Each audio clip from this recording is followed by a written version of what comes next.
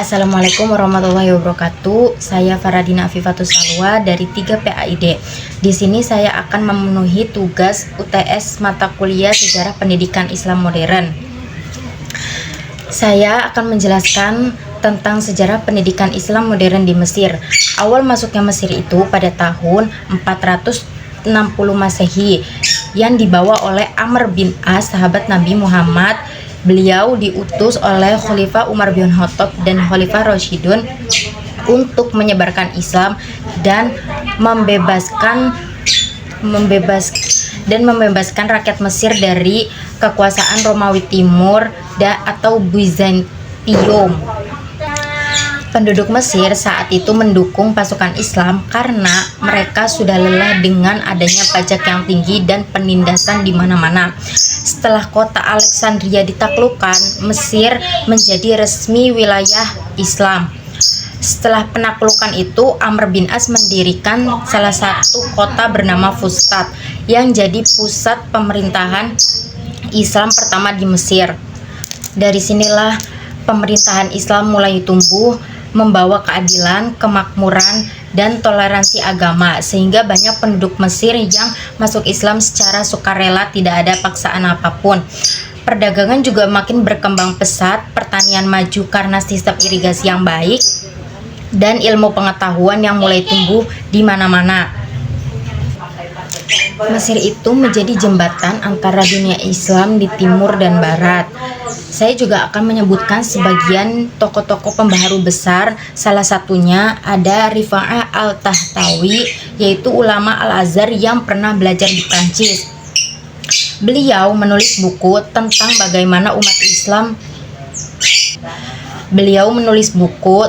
bagaimana umat Islam bisa meniru kemajuan barat tanpa meninggalkan nilai Islam. Kemudian ada tokoh Jamaluddin Al-Afghani dan Muhammad Abduh. Mereka berpendapat bahwa Islam tidak bertentangan dengan ilmu pengetahuan dan kemajuan zaman. Bahkan Islam justru mendorong umatnya untuk berpikir kritis dan mencintai ilmu. Pemikiran ini menyebar luas, membangkitkan semangat umat Islam di berbagai negara. Setelah masa Khulafaur Rasyidin, Mesir dikuasai oleh beberapa dinasti Islam, di antaranya dinasti Umayyah, dinasti Abbasiyah, dan dinasti Fatimiyah yang terkenal dengan mendirikan Universitas Al-Azhar tertua dan terbesar di dunia pada tahun 970 Masehi. Setelah masa kejayaan Mesir tersebut, Mesir sempat mengalami kemunduran. Pada abad ke-19 muncullah tokoh besar yang bernama Muhammad Ali Pasha. Ia dikenal sebagai Bapak Mesir modern karena melakukan banyak pembaharuan di berbagai bidang. Termasuk Ali itu membangun sekolah, pabrik, dan tentara modern, serta mengirim banyak pelajar Mesir ke Eropa, terutama ke Prancis, untuk belajar ilmu pengetahuan dan teknologi. Tujuannya itu jelas agar Mesir bisa bangkit kembali menjadi negara Islam yang maju.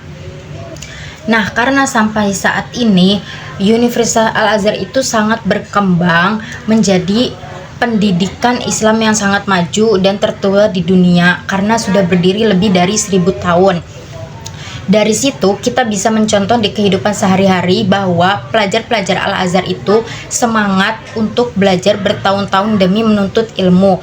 Mereka juga diajari sikap yang sopan, rendah hati, dan tidak sombong walaupun punya banyak ilmu.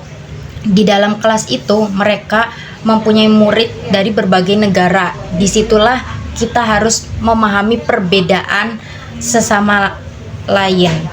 Sekian penjelasan dari saya. Wassalamualaikum warahmatullahi wabarakatuh.